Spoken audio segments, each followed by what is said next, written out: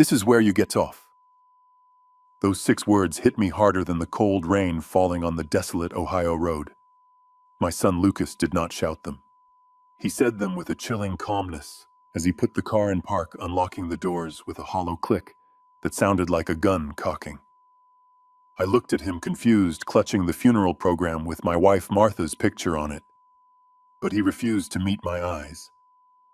Then my daughter-in-law Monica turned from the front seat, lowered her sunglasses, and gave me a look of pure, unadulterated disgust.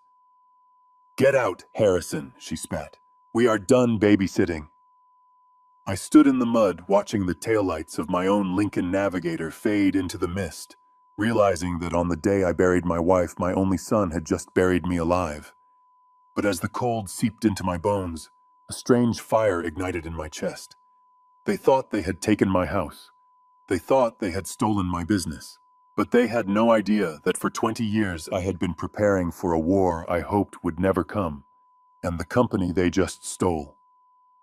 It was nothing but a trap. My name is Harrison Bennett. I am 70 years old, and I spent 40 years building Bennett Logistics from a single rusted pickup truck into a statewide trucking empire. I thought I was building a legacy for my family. I was wrong. If you have ever felt the sting of betrayal from the people who were supposed to love you the most, hit that like button. Subscribe to the channel so you do not miss how I taught them a lesson they will never forget. And tell me in the comments, what would you do if your own child left you on the side of the road with nothing? I read every single comment. It started less than an hour after we lowered Martha into the ground. The rain had been relentless all morning, turning the cemetery grounds into a gray, weeping landscape that matched the hole in my chest. I felt hollowed out. Martha had been my anchor, my compass, my business partner, and my best friend for 45 years. Without her, the world seemed out of focus. I climbed into the back seat of the black Lincoln Navigator, my legs feeling heavy and useless. This was my car, the one I bought for retirement trips we would never take, but today, Lucas was driving. Lucas sat in the driver's seat, his knuckles white as he gripped the leather steering wheel. He adjusted the rearview mirror, but I noticed he angled it specifically so he would not have to look at me. Beside him sat Monica. She was dressed in a black designer dress that probably cost more than my first truck. She had not shed a single tear during the service. Not one. Now she was furiously typing on her phone, the clicking of her acrylic nails against the screen, filling the tense silence of the cabin. I leaned my head back against the seat, closing my eyes, waiting for the engine to start. I just wanted to go home. I wanted to sit in Martha's favorite armchair, smell the lingering scent of her lavender perfume, and try to figure out how to exist in a house that was now just a building. The car moved smoothly onto the highway. The silence stretched thick and suffocating. I cleared my throat, needing to break the tension, needing some connection with the only family I had left. "It was a beautiful service," I said, my voice raspy and weak. "Your mother would have liked the flowers. The lilies were her favorite." From the front passenger seat, Monica let out a sharp, exasperated sigh. She did not turn around. She just held up a hand, palm facing me, silencing me like an unruly child. "Harrison, please," she said, her tone sharp. "I am handling urgent emails. We do not need the commentary right now." I blinked, stung. I looked at the back of Lucas's head, waiting for him to defend me or at least acknowledge his wife's rudeness. But he said nothing. He just turned up the radio, slightly drowning out the sound of the rain, with low hum of jazz music. I sank deeper into my coat. Maybe they were just grieving, I told myself. Grief makes people act strangely. Grief makes people snap. I needed to be patient. I needed to be the father. We drove for 20 minutes in that oppressive silence. I watched the rain streak against the tinted windows, blurring the world outside. I expected Lucas to take the exit for Oakwood Hills, the neighborhood where our family estate had stood for 30 years. But the blinker did not come on. The Lincoln sped past the exit. I sat up straighter, confused. "Lucas," I said, leaning forward slightly. "You missed the exit, son. The house is back that way." Lucas did not answer immediately. He kept his eyes fixed on the road, the wipers slapping a rhythmic beat against the glass. "Shortcut," he finally muttered. "There is construction on the main road." I frowned. I knew these roads better than the lines on my own hands. I had driven trucks on every inch of asphalt in Ohio. There was no construction on the main road, and there was certainly no shortcut this way. We were heading west toward the old industrial quarry and the abandoned farmlands. It was a dead zone, a place where people went to dump old appliances or do things they did not want seen. A cold prickle of unease started at the base of my neck. The gut feeling. It was the same instinct that had saved me from bad business deals and dangerous routes in my trucking days. Something was wrong. "Lucas," I said, my voice firmer this time. "Where are we going? This isn't the way home." Monica turned around then. She lowered her sunglasses, revealing eyes that were dry and hard as flint. "We are taking a detour, Harrison. Just sit back and relax. You are always so anxious. It is bad for your blood pressure." Her voice was patronizing, dripping with fake concern, but her eyes were cold. I looked at Lucas again. I saw a bead of sweat trickling down his temple despite the air conditioning in the car blasting cold air. He looked terrified, but resolved.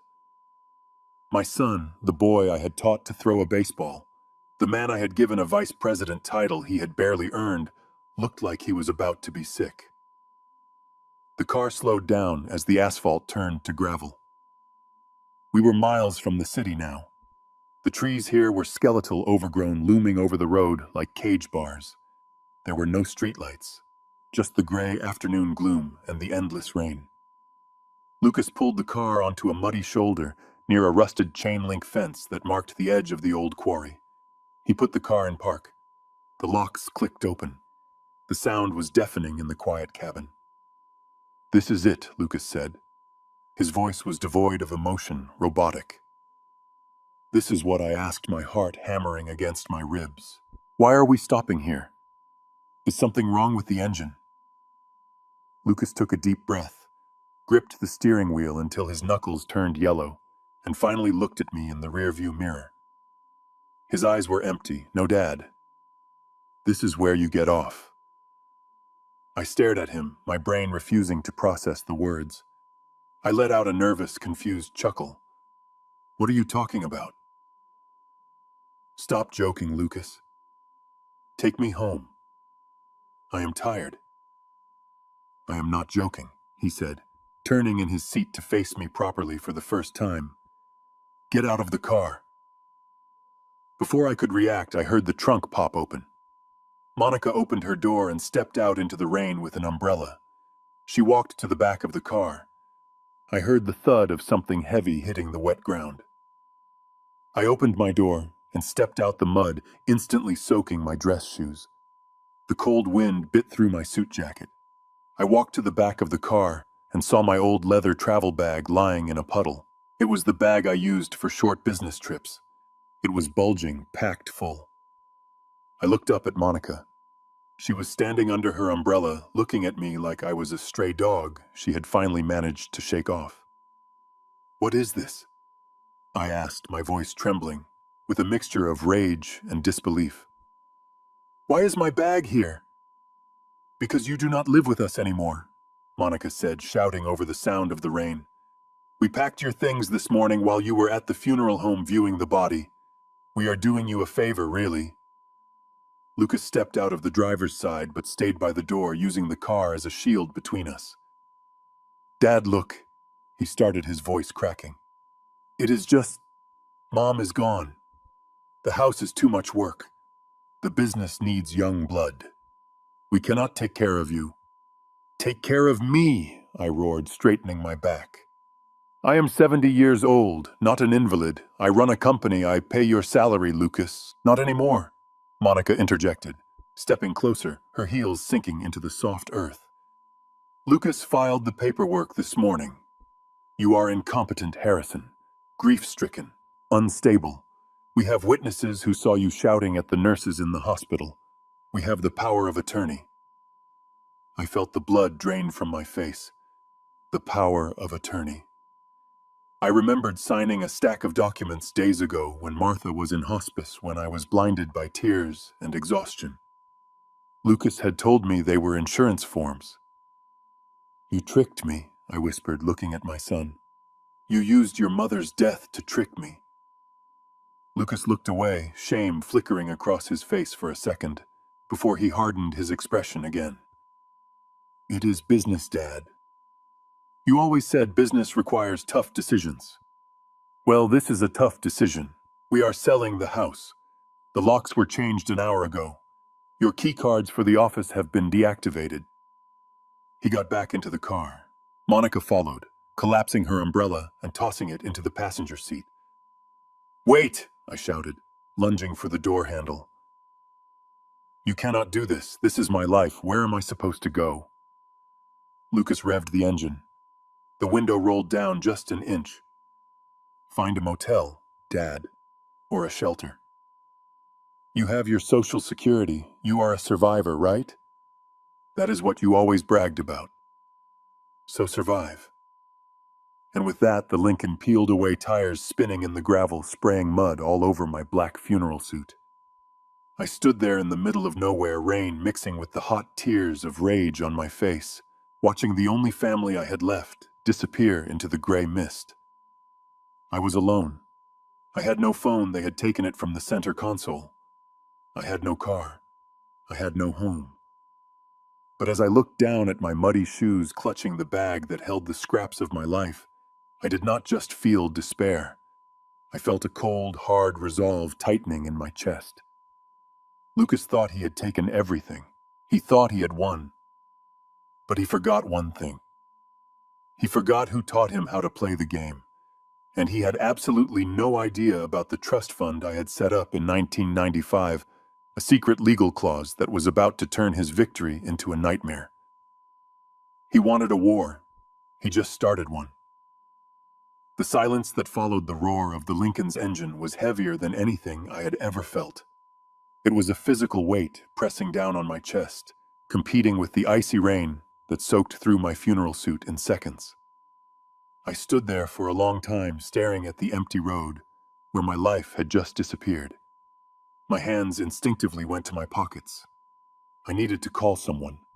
I needed to fix this. But my fingers brushed against empty lining. My phone was gone. Lucas had taken it from the center console earlier, saying I needed a break from the condolence calls. A break. It was a calculated move. I was standing in the middle of nowhere, miles from the nearest town without a lifeline. I checked my inner jacket pocket and found my wallet. I opened it with trembling fingers, protecting it from the rain with my body. $40 in cash, 2 20s, and my platinum credit card. That was it. That was the sum total of Harrison Bennett's existence in that moment. I looked down at my shoes. They were Italian leather, hand-stitched, meant for boardrooms and galas, not for mud and gravel. I grabbed the handle of my heavy leather bag, the one Monica had packed with God knows what, and I started to walk. I had no direction, just away. Away from the quarry. Away from the shame. The first hour was fueled by adrenaline and rage. I marched muttering curses, replaying the look in Monica's eyes. But by the second hour, the reality of my age set in. I am 70 years old. My knees began to ache with a sharp, grinding pain. The wet wool of my suit became a heavy, suffocating skin. Every step sent a shockwave of agony through my feet, as the thin soles of my shoes offered no protection against the jagged stones of the road shoulder. Cars passed occasionally, their headlights cutting through the gloom. I tried to wave to signal for help, but they just sped up. To them, I was not a businessman in distress. I was a soaking wet, disheveled old man wandering the highway at dusk. I was a threat. I was a vagrant. I saw a family in a minivan slow down, a child pressing their face to the glass before the father swerved away, accelerating into the night. That rejection stung more than the cold. By the fourth hour, I was no longer walking. I was shuffling. My feet were raw, the blisters popping and bleeding into my socks. I was shivering so violently my teeth clattered together. I had to stop every few hundred yards to lean against a fence post or a tree, gasping for air, my heart fluttering in a way that terrified me. I thought about just lying down in the tall grass. It would be so easy to just stop, to close my eyes and let the hypothermia take the pain away. But then I saw it. A faint flickering neon sign in the distance. A gas station. It was a beacon in the darkness. I forced my legs to move, focusing on that light, putting one painful foot in front of the other. When I finally pushed open the glass door of the station, a bell jingled a cheerful sound that felt mocking in my current state. The warmth of the store hit me and I almost collapsed. I stumbled to the counter, dripping water onto the linoleum floor. The clerk, a young man with piercings and a bored expression, looked up from his magazine. He didn't offer help. He just eyed me with suspicion, his hand drifting toward something under the counter. "I need to use the phone," I rasped, my voice sounding foreign to my own ears. "Please." "Payphone is outside," he grunted, pointing to the corner of the building. I nodded, too exhausted to argue, and went back out into the cold. I fumbled with the quarters from my pocket, my fingers numb and clumsy. I dialed my home number first, the number I had called every day for 30 years. It rang once, twice, then a busy signal. The rapid, harsh tone beeped in my ear. I hung up and tried again. Busy. They had taken the phone off the hook, or maybe they were already celebrating.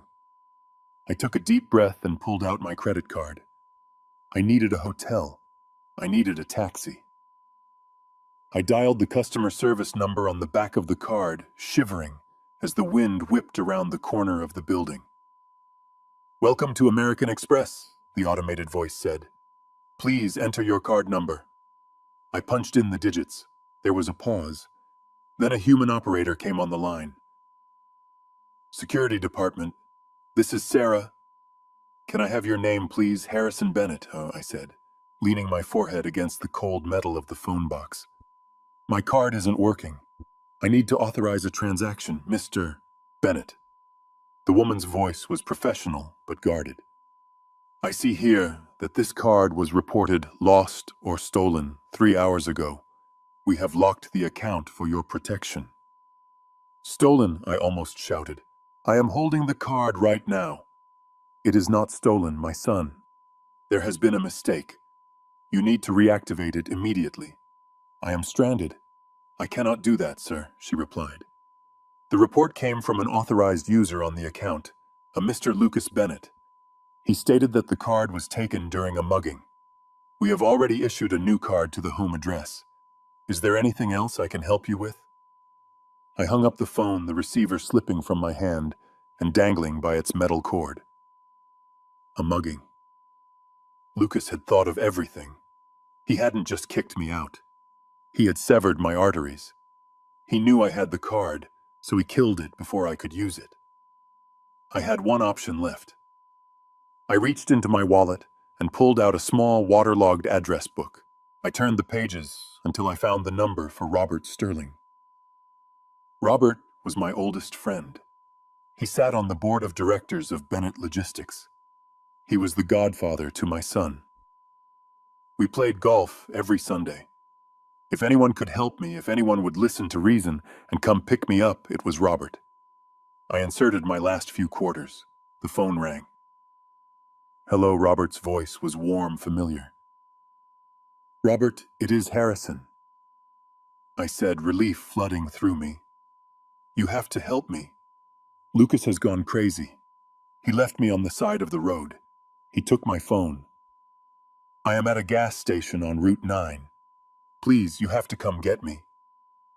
There was a silence on the other end, a long, heavy silence that made my stomach turn. "Harrison," Robert said, but the warmth was gone. His voice was cold, distant. "Lucas called me. He told me what happened after the funeral." "What happened?" I asked, confused.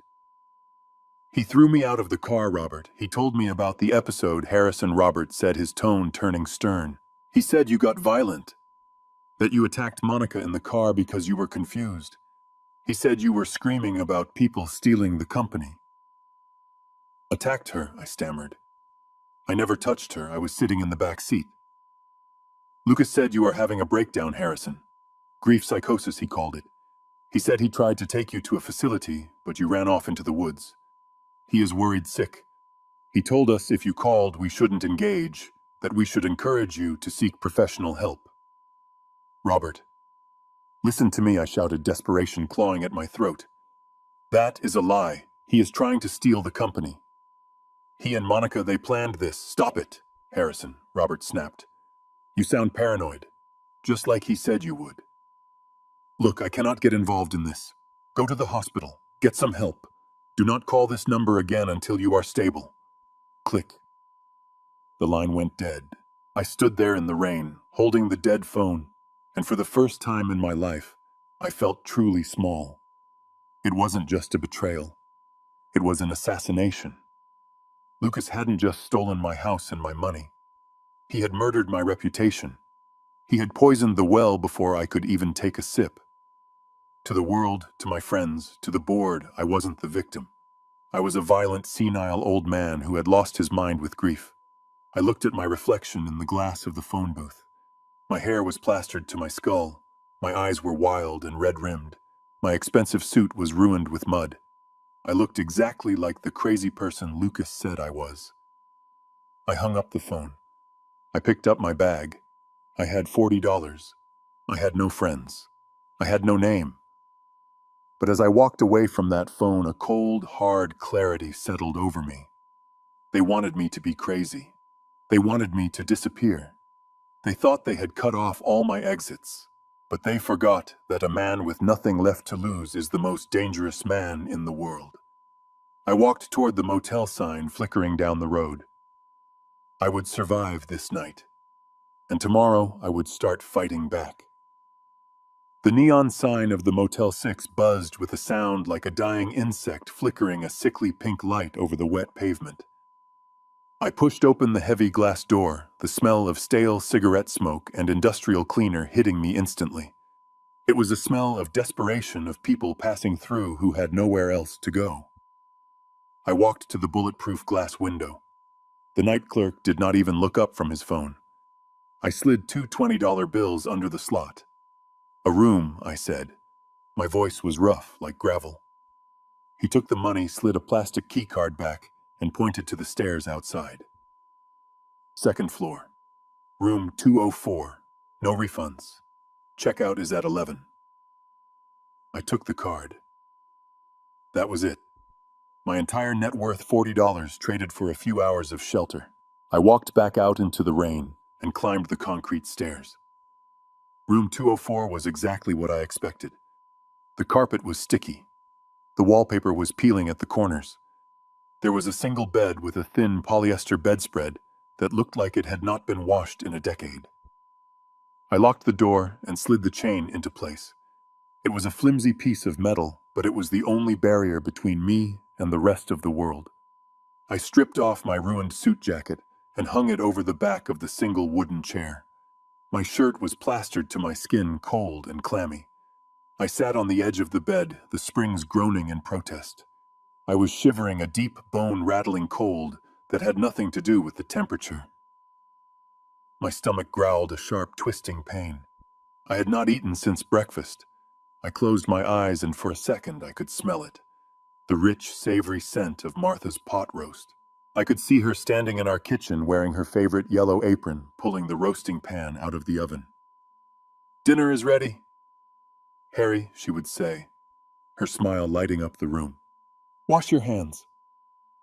The memory was so vivid, so real, that when I opened my eyes and saw the stained walls of the motel room, the grief hit me like a physical blow.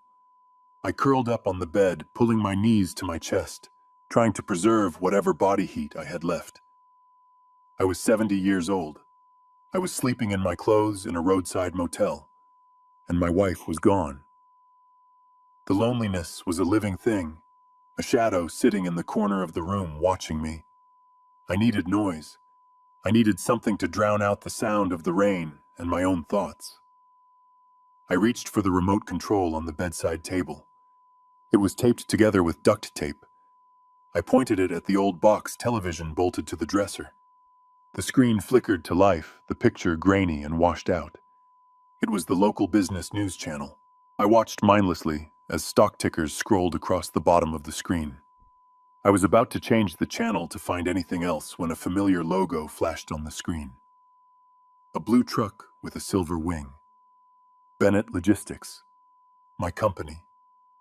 I sat up, ignoring the stiffness in my joints. The anchor woman, a blonde woman with a serious expression, was speaking over a graphic of my company's headquarters. In breaking news tonight, she said Bennett Logistics has announced a major restructuring plan following the sudden passing of co-founder Martha Bennett. The screen cut to a pre-recorded clip. It was Lucas, my son. He was standing on the steps of the office building, wearing a sharp navy suit, looking every inch the grieving but capable heir. He looked into the camera, his face composed, his eyes dry. "It is a difficult time for our family," Lucas said smoothly into the microphones. "But my father, Harrison, has decided to step back from the day-to-day operations to focus on his health and mourning. He has entrusted me to lead Bennett Logistics into a new era." "Liar," I whispered at the screen. "You stole it." But the news anchor continued, and what she said next made my blood run cold. "Industry insiders suggest this restructuring is the first step in a controversial merger with Apex Corporation. Sources say the deal, valued at $50 million, could be finalized as early as this week." Apex Corporation. The name hit me like a taser. I scrambled off the bed and stood right in front of the TV, staring at the screen in horror. No, not Apex. Anyone but them. For 20 years, Apex had been my shadow, my dark reflection. They were a logistics company in name only. Everyone in the industry knew what they really moved. They cut corners on safety. They falsified driver logs. There were rumors, always unproven but persistent, about smuggling rings moving through their distribution centers. Their CEO, a man named Victor Krell, was a shark who had tried to buy me out 5 times. Each time I had told him to get off my property. I told him I would burn my trucks before I let his dirty money touch my business. And now Lucas was selling to him. I understood it all in a flash. The rush to get power of attorney, the isolation, the story about me being crazy. Lucas wasn't just greedy, he was desperate. You don't sell to Apex unless you need fast cash and don't care where it comes from. He was selling my life's work, my legacy, and Martha's name to a chop shop of a company that would strip it for parts and use our roots for God knows what illegal filth. The despair I had felt minutes ago began to evaporate. It burned away, replaced by a heat that started in my gut and spread to my fingertips. It was rage, pure white-hot rage. They thought I was a feeble old man. They thought I was just a hurdle to be removed. Lucas thought he could erase me, put me in a box, and hand the keys to the castle over to criminals. He thought the grief would break me. I walked into the tiny, moldy bathroom. I turned on the faucet. The water came out brown at first, then cleared. I splashed it onto my face, the cold shock clearing the fog from my brain. I looked up at the mirror. The man staring back was old. His eyes were red-rimmed. His hair was a mess. He looked like a ghost. But then I leaned closer. I looked deep into my own eyes. I saw the man who had driven 18-wheelers through blizzards to make a delivery. I saw the man who had stared down union busters and corrupt inspectors. I saw Harrison Bennett. I grabbed the hand towel and wiped my face, scrubbing hard, as if I could scrub away the victim I had been for the last 6 hours. I straightened my spine. The pain in my knees was still there, but I pushed it aside. "You made a mistake, Lucas," I said to the empty room. My voice was low, steady, and dangerous. "You can kick me out of my house. You can take my car. But you do not get to sell your mother's legacy to vultures. Not while I am still breathing." I walked back into the bedroom and turned off the TV. The silence returned, but it wasn't heavy anymore. It was the silence before a storm. I had no phone. I had no money. But I had information, and I had a secret weapon that Lucas in his arrogance had completely forgotten about. I sat down on the edge of the bed not to sleep, but to plan. Tomorrow I wasn't just going to survive. I was going to war. The diner smelled of burnt coffee and old grease, a scent that usually comforted me but now just made my empty stomach turn. I sat in the corner booth, the vinyl cracked and taped over, clutching a styrofoam cup of water because I couldn't afford anything else. I kept my head down, watching the door, my heart hammering a frantic rhythm against my ribs. Every time a car slowed down outside, I flinched, expecting to see a police cruiser or Lucas's black SUV. I had used my last 3 quarters at the payphone outside. I had called the one number I still knew by heart, the one person who had stood beside me in the trenches of business for 2 decades. Patty Higgins. She picked up on the second ring. When she heard my voice, she didn't ask if I was crazy. She didn't tell me to seek help. She just asked where I was. 10 minutes later, a beat-up sedan pulled into the gravel lot. Patty stepped out. She was 65, retired with gray hair pulled back in a severe bun, but her eyes were sharp as ever. She spotted me through the window and rushed inside. When she saw me, my muddy suit, my unshaven face, the sheer exhaustion etched into my skin, she stopped dead. Her hands flew to her mouth, and I saw tears well up in her eyes. She didn't say a word. She just walked over, pulled me up from the booth, and hugged me so hard I thought my ribs would crack. It was the first human warmth I had felt since Martha died. "Come on," she whispered, her voice thick with emotion. "We cannot stay here. It is not safe." She drove me to her place, a small bungalow on the edge of town. But she didn't take me to the front door. She drove around the back through the tall grass to an old garden shed covered in ivy. It was hidden from the road, invisible to anyone passing by. Inside it was clean and dry, smelling of potting soil and lavender. She set up a cot for me, brought me a heavy blanket and a thermos of hot soup. I sat on the edge of the cot, the warmth of the soup finally stopping the shivering that had plagued me for hours. Patty sat on an overturned crate opposite me, clutching a manila folder to her chest. She looked terrified, but determined. "I knew he was up to something," she said, her voice low. "I tried to visit you after the funeral, Harrison. Monica wouldn't let me pass the gate. She said you were sedated. She said you didn't want to see anyone." "They took everything, Patty," I said, my voice raspy. "My house, my accounts. They left me on the side of the road like garbage." "I know," she said, "and I know why." She opened the folder and spread the papers out on the small potting table. They were bank statements, detailed transaction logs from the company's internal accounts. I frowned. Patty had been retired for 5 years.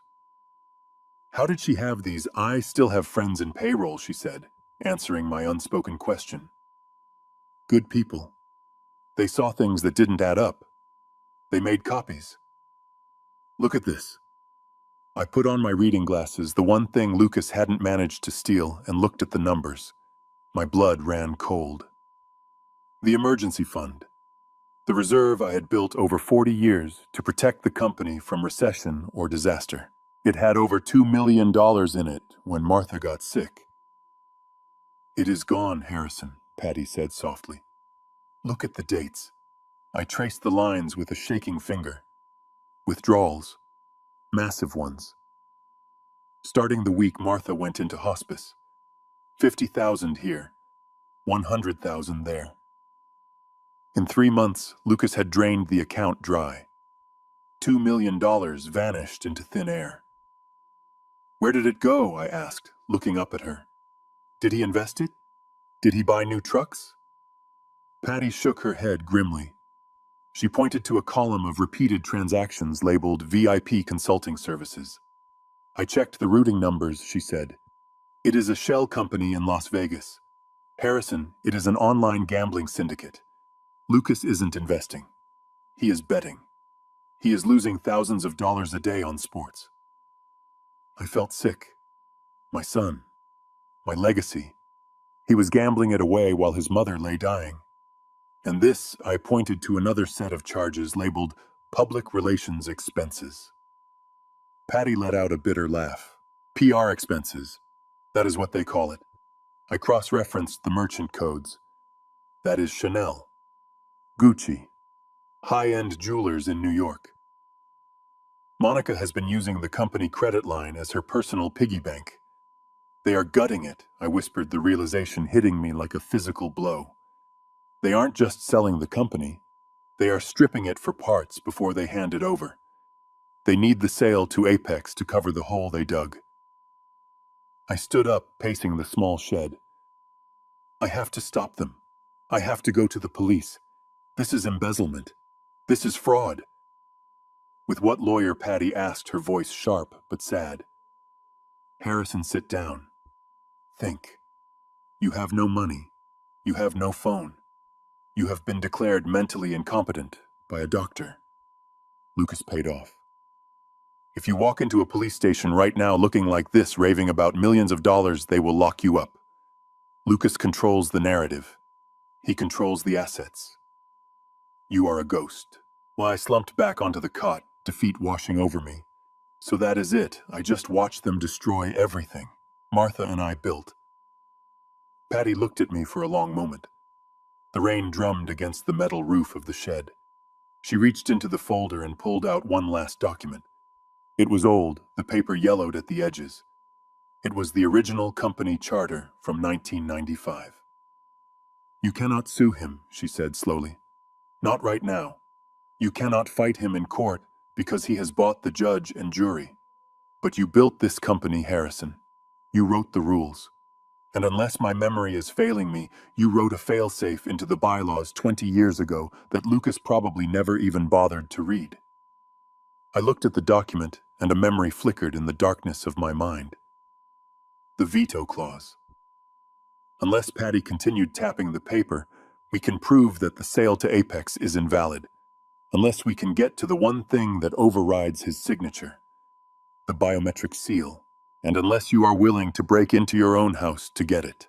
The office of Catherine Ross was nothing like the glass and steel fortress where Lucas was currently selling my life's work. It was tucked away on the second floor of a brick building in the old district, right above a bakery that filled the stairwell with the scent of yeast and sugar. The sign on the door was simple frosted glass, but when I walked inside, the air smelled of old paper and fierce determination. Catherine stood up from behind her desk. She was 35 with sharp eyes that softened the moment she saw me. She looked so much like her father, my old friend Jim, that for a second I forgot I was a homeless man wearing a muddy suit. She did not look at my stained clothes or my unshaven face. She looked at me with the same respect she had shown when she was a teenager, asking for advice on law school applications. Mr. Bennett, she said, coming around the desk to take my hand. Patty told me everything. I am so sorry about Martha, and I am sorry about what is happening. I do not have any money, Catherine. I said, my voice thick with shame. I cannot pay a retainer. My accounts are frozen. My cards are dead. I am a ghost. She shook her head, guiding me to a chair. You paid for my father's funeral when he died without insurance, Harrison. You paid for my first semester of law school anonymously, though I always knew it was you. You do not pay here. Not today. Not ever. Now sit down. Let's look at this mess. Patty laid the stolen documents on the desk. Catherine put on her glasses and went to work. For an hour, the only sound in the room was the rustling of paper and the ticking of a grandfather clock in the corner. I watched her face looking for a flicker of hope, but her expression grew darker with every page she turned. This is bad, Harrison, she said finally, leaning back and rubbing her temples. Lucas has been thorough. He has filed an emergency motion for competency, citing your grief as a danger to the shareholders. He has witnesses lined up. The doctor who treated Martha, a nurse from the hospice, even a few of your neighbors. They are all claiming you have been erratic. They are lying, I said, gripping the arms of the chair. He paid them off, or he charmed them. Lucas could always sell ice to an Eskimo. It does not matter if they are lying, Catherine said gently. It matters what is on the record. And right now the record says you are unfit. But that is not the worst part. She pulled a document from the bottom of the stack and slid it across the desk toward me. It was a power of attorney form.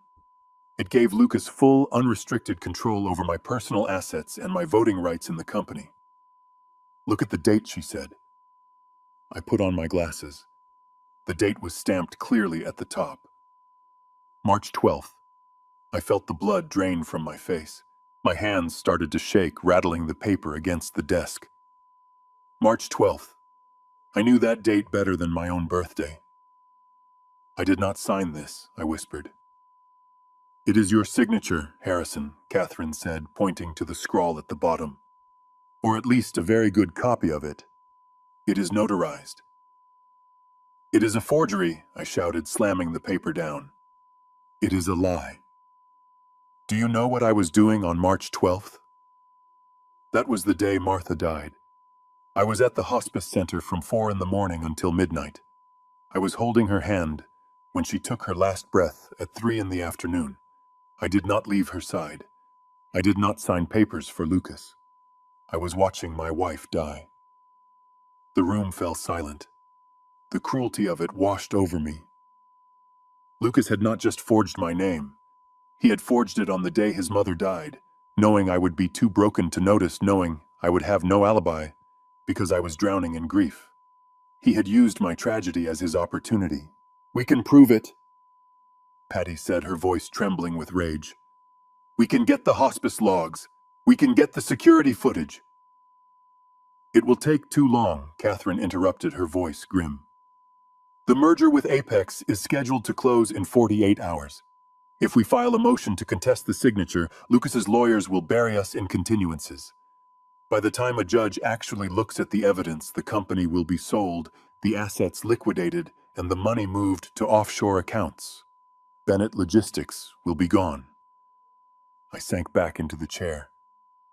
So that is it. He wins. He steals 40 years of work with a pen stroke and a lie. Catherine did not answer. She stood up and walked to a filing cabinet in the corner. She pulled out a thick, dusty binder. It was the original incorporation documents for Bennett Logistics. My father's name was on the first page, but the amendments were all mine. There is always a loophole, she muttered, flipping through the pages. You were paranoid in the 90s, Harrison. You didn't trust the digital transition. You didn't trust boards. You wanted absolute control. I was protecting the company, I said defensively. I wanted to make sure no one could sell it out from under me. She stopped flipping. Her finger rested on a paragraph near the back of the binder. She read it silently, her eyes widening. Then she looked up at me, a slow, sharp smile spreading across her face. Harrison, she said, do you remember the 1995 amendment, specifically the clause regarding the transfer of intellectual property and brand identity? I frowned, searching my memory. That was 25 years ago. We were expanding. I was worried about corporate raiders. I wrote in a poison pill. Not just a poison pill, Catherine said, tapping the page. A deadlock. Listen to this. Any sale, merger, or transfer of the Bennett Logistics brand logo or operating license requires the physical application of the founder's seal. This seal must be verified not by signature, but by the biometric imprint of the sitting chairman. I stared at her. The memory came rushing back. It was a piece of technology I had bought from a military contractor in Germany. A heavy titanium stamp with a built-in fingerprint scanner. It was ridiculous, really. Overkill. But I was proud of it. I wanted to ensure that literally only my hand could sign away the company. That clause is still active, I asked. It was never revoked, Catherine said. Lucas probably does not even know it exists. He is looking at digital records, board minutes, bank accounts. He is not reading the dusty physical bylaws from 20 years ago. So what does this mean? Patty asked, leaning forward. It means, Catherine said, closing the binder with a snap, that the contract Lucas is about to sign with Apex is worthless without that seal. If he signs it, the sale is void. But if we have the seal, if we can produce it and prove he does not have it, We can prove he does not have the authority to sell. We can stop the merger cold. I felt a spark of hope, hot and bright. But then reality crashed back down on me. The seal, I said, my voice dropping. It is in the safe. Which safe? Catherine asked. The wall safe in my study, I said, behind the portrait of Martha. I haven't opened it in 10 years. In the house, Patty whispered. The house Monica is currently renovating. The house they kicked me out of, I finished. The house with the new locks, the new security system, and the son who thinks I am a dangerous lunatic. If Lucas finds that seal, Catherine said he will destroy it. Or worse, he will try to bypass the scanner. We need that physical object, Harrison. It is the only thing that proves you are the chairman. It is the only thing that overrides his power of attorney. Without it, we are just shouting at the wind. I looked at the window. It was getting dark. The rain had started again.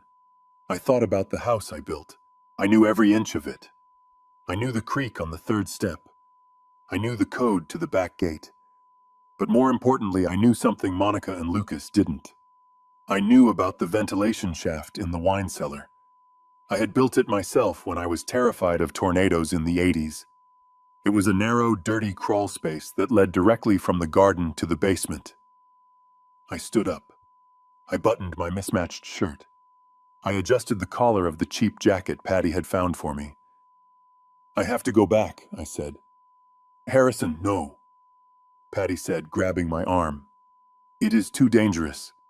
If they catch you, they will arrest you. They will say you broke in to hurt them. It will prove everything they are saying about your mental state. Let them try, I said, feeling the old strength returning to my limbs. That is my house. That is my seal. And I am not going to let them sell Martha's legacy for gambling money. Catherine looked at me. She didn't try to stop me. She reached into her drawer and pulled out a small burner phone. Take this, she said. If you get the seal, call me. I will have the state troopers ready. But Harrison, if you get caught, I cannot help you. You will be a trespasser in your own home. I took the phone. I looked at Patty, then at Catherine. I won't get caught, I said. I am a truck driver. I know how to navigate a difficult route. And tonight, I am taking the most important delivery of my life. I walked out of the office and into the night. I had no weapon. I had no team. Just a 70-year-old body fueled by rage and a memory of a ventilation shaft that hadn't been opened in 30 years. I was going home. I sat in the passenger seat of Patty's old sedan, the engine off to keep us unnoticed. The rain had finally stopped, leaving the air heavy and cold. We were parked down the street from my house, hidden behind a thick hedge of overgrown lilacs that my neighbor, old Mrs. Gable, never bothered to trim. Patty handed me a pair of binoculars. They were heavy old military surplus, the kind I used to take birdwatching on Sunday mornings. Now I was using them to spy on the ruins of my own life. Through the lenses, the house looked the same, yet completely alien. The brickwork I had pointed myself 30 years ago was still strong. The porch swing where I proposed to Martha was still there, swaying gently in the wind. But the soul of the house was gone. It had been replaced by noise and destruction. A yellow bulldozer was parked on the front lawn, its treads tearing deep gouges into the grass. I watched as a man in a neon vest swung a sledgehammer against the stone retaining wall of the garden. My heart seized in my chest. That was Martha's rose garden. She had planted those bushes the year Lucas was born. For 38 years, she had pruned them, fed them, and covered them against the frost. They were her pride. They were the first thing she showed anyone who visited. I watched, helpless, as the man hooked a chain around the base of the oldest rose bush. The bulldozer revved, a cloud of black smoke puffing into the evening air. The chain went taut. With a sickening, tearing sound, the bush was ripped from the earth roots and dragged across the mud like a corpse. I lowered the binoculars, my hands shaking so hard I could barely hold them. I felt a tear slide down my cheek, hot and angry. It wasn't just landscaping. It was violence. Monica wasn't just renovating. She was erasing us. She was scrubbing Martha from the face of the earth to make room for a vanity project. Patty reached over and squeezed my arm, her silence offering the only comfort she could give. "Look," she whispered, pointing toward the driveway. I raised the glasses again. A car was pulling up to the gate. It wasn't a contractor's truck. It was a silver Mercedes, flashy and aggressive, with tinted windows and custom rims. The gate swung open, accepting a code I didn't know. The car rolled up the driveway and stopped right in front of the bulldozer. The driver's door opened. A man stepped out. He didn't look like a logistics executive. He looked like a billboard for bad money. He wore a suit that was too tight and too shiny, the fabric shimmering under the security lights. Heavy gold chains hung around his neck, resting against a black dress shirt unbuttoned halfway down his chest. He had a thick diamond watch that caught the light every time he moved his hand. It was Victor Krell's right-hand man. I recognized him from the few times I had the displeasure of dealing with Apex at industry conferences. They called him the Fixer. His real name was Eddie, but nobody used it. He handled the things Apex didn't want on paper. The front door of my house opened. Lucas stepped out. He looked smaller than I remembered, his posture hunched, his movements jerky and nervous. He wasn't wearing a tie. His shirt was rumpled. He looked like a man who hadn't slept in days. Monica followed him out, holding a glass of wine, gesturing at the destruction of the garden, as if she were directing a symphony. I adjusted the focus on the binoculars. I needed to see their faces. I needed to see the fear. Lucas walked down the steps to meet the man in the silver suit. They didn't shake hands. The man Eddie leaned against the hood of his car, crossing his arms. He said something to Lucas, his expression bored, arrogant. Lucas flinched. He looked around nervously, scanning the street, scanning the trees. He looked right at the hedge where we were hiding, and for a second I stopped breathing. But he looked away. He didn't see his father. He only saw shadows. Lucas reached into his jacket pocket. He pulled out a thick manila envelope. It was bulging. He handed it to Eddie. The man didn't open it. He just weighed it in his hand, a smirk spreading across his face. He tapped the envelope against his other palm, a rhythmic, threatening gesture. I rolled down the window just a crack. The wind was blowing toward us, carrying the sound of their voices. It was faint, distorted by the distance, but I could hear them. "Is it all there?" Eddie asked, his voice carrying a rough, gravelly edge. "Yes," Lucas replied. His voice was higher than usual, strained. "Every cent. Just tell Victor we are on schedule for the signing." "Victor does not care about the signing." Eddie laughed, tucking the envelope into his car through the open window. "Victor cares about the inventory. We have a special shipment coming in tonight. Truck 404. Is it ready?" Lucas nodded frantically. "It is ready."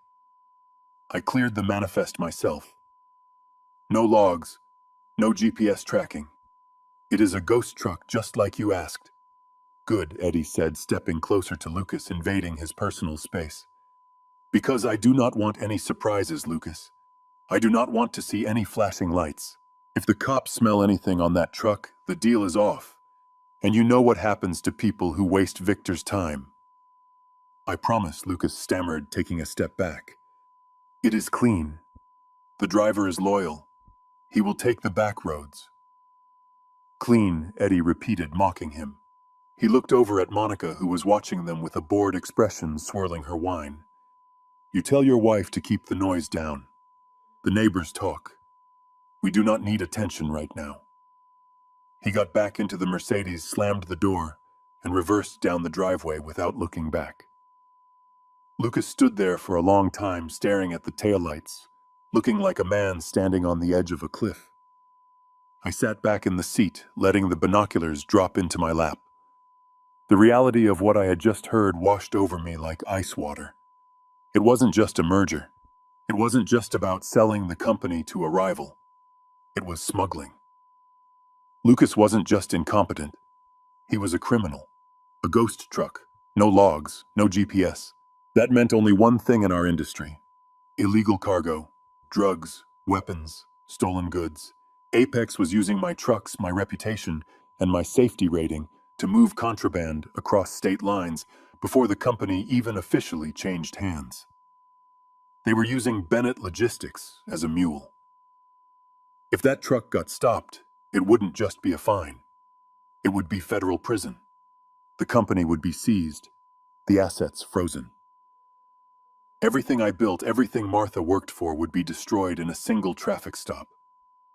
Lucas was gambling with more than just money. He was gambling with my freedom because my name was still on the door. If the feds raided us tomorrow, they would come for the chairman. They would come for me. I looked at the house again. Monica was laughing at something, pointing at the hole where the roses used to be.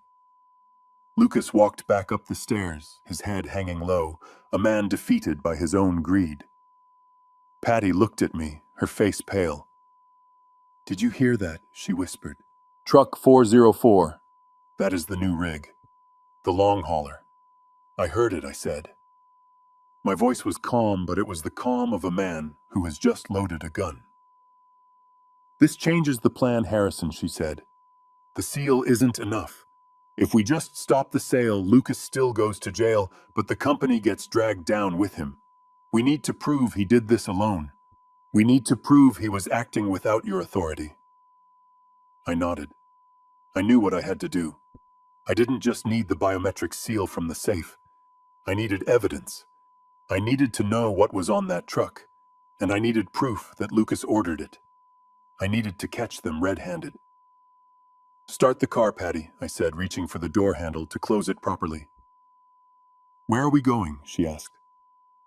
"We are going to get some coffee," I said, staring at the darkened windows of my former home. "And then I am going to wait for the storm. Because tonight I am breaking into that house. And I am not leaving until I have the power to send my son to prison." The ride back to Patty's shed was silent. The plan was forming in my mind, precise and dangerous. I knew the ventilation shafts. I knew the codes. I knew where the bodies were buried because I had built the cemetery. Lucas thought he was playing a game. He didn't know he was playing against the architect.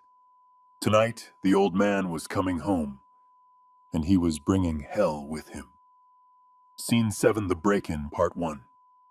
The storm arrived exactly as the forecast predicted, a violent, thrashing beast that battered the trees and turned the sky a bruised purple. Thunder rolled across the estate, shaking the ground with a force that vibrated through the soles of my cheap shoes. It was the perfect cover. Nature was screaming, and I intended to slip in through the noise. I stood at the edge of the property near the old retaining wall that Monica hadn't destroyed yet. The rain was torrential, washing away the mud from my earlier trek, but soaking me to the bone again. I didn't feel the cold this time. I was burning with adrenaline. I skirted the perimeter, staying low, moving from shadow to shadow, like a ghost haunting his own life. My target wasn't a window or a door. It was a patch of overgrown ivy near the foundation of the east wing. I pushed the wet vines aside, thorns scratching at my hands, until my fingers brushed against cold, rusted metal. The storm cellar doors.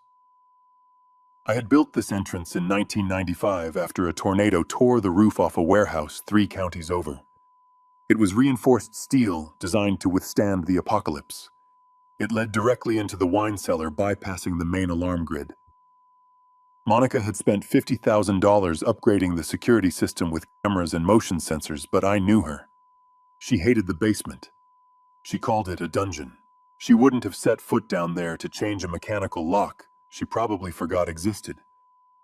I knelt in the mud, my knees protesting with a sharp, grinding agony. I wiped the rain from my eyes and found the keypad. It wasn't digital. It was an old-fashioned push-button mechanical lock, heavy and stubborn. I prayed the grease hadn't seized up. I punched in the code. 1980. The year Jamal was born. I held my breath and turned the handle. It groaned, a low, metallic screech that was instantly swallowed by a clap of thunder overhead. The latch gave way. I pulled the heavy door upward. It weighed a ton. My shoulders screamed, the muscles burning as I strained against the rusted hinges. I was 70 years old, not 20. My heart hammered a frantic rhythm against my ribs, a warning drumbeat that I ignored.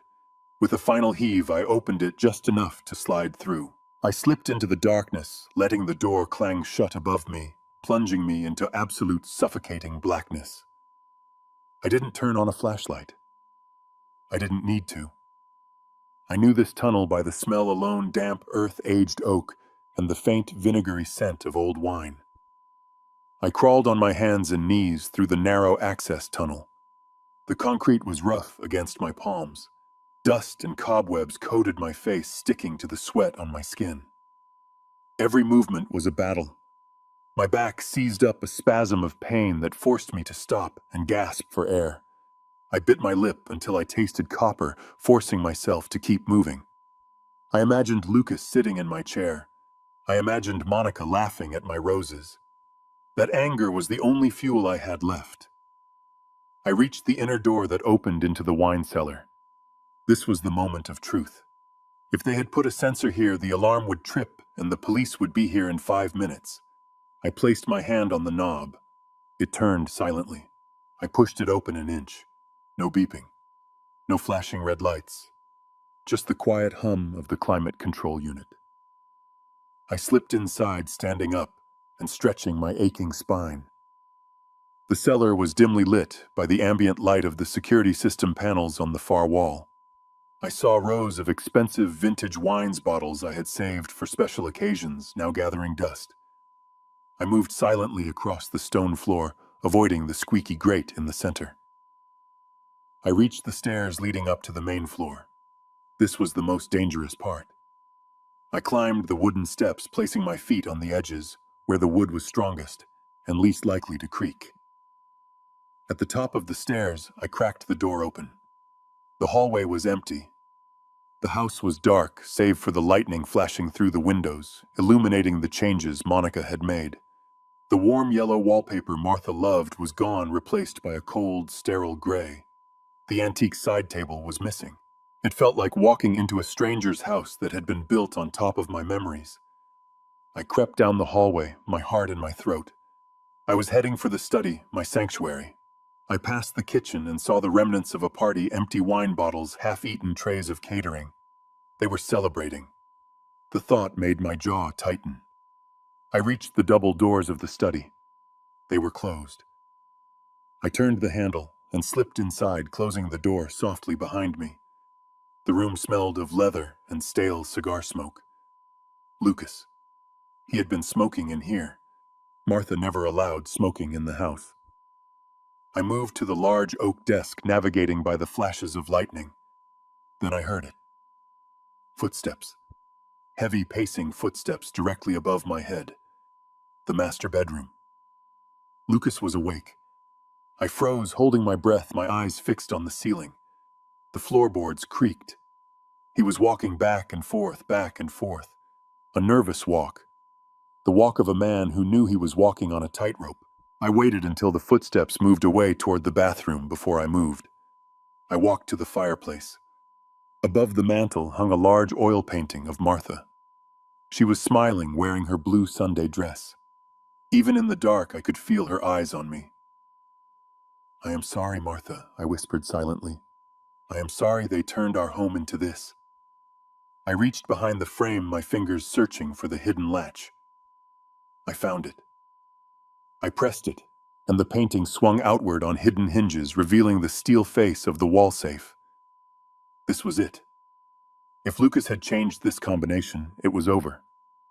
But Lucas was lazy. He was the kind of man who used his birthday for every password. But this safe, he probably hadn't even cracked it yet. He probably didn't know the combination.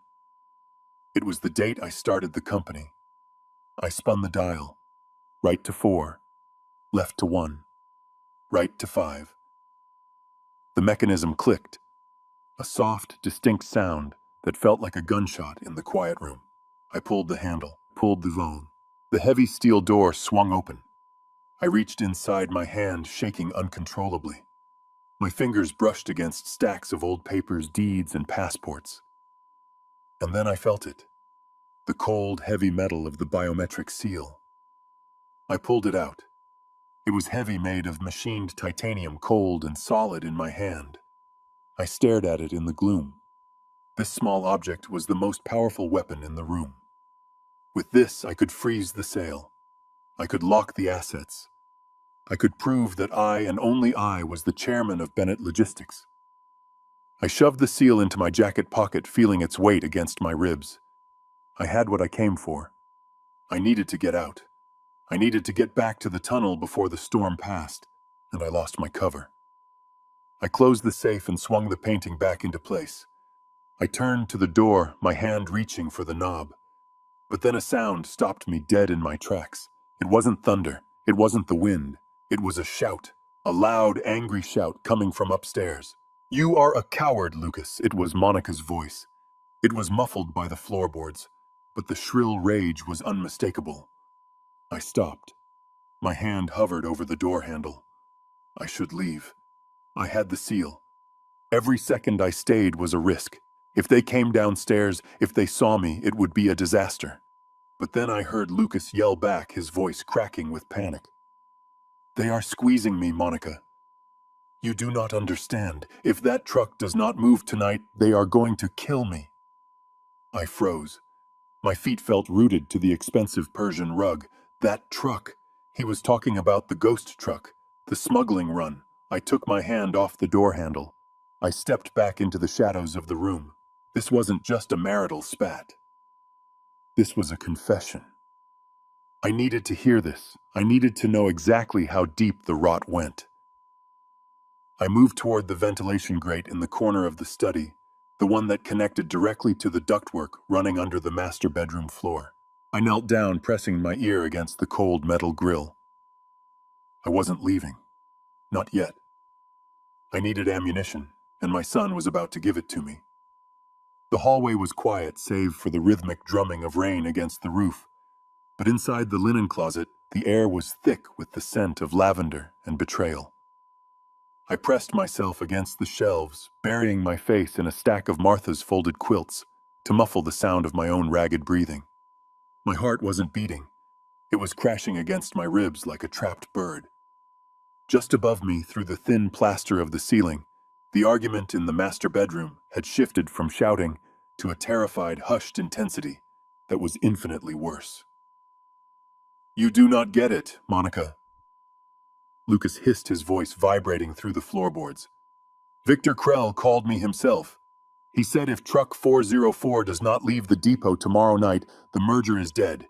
He said he will burn us down. He knows about the gambling debts, Monica.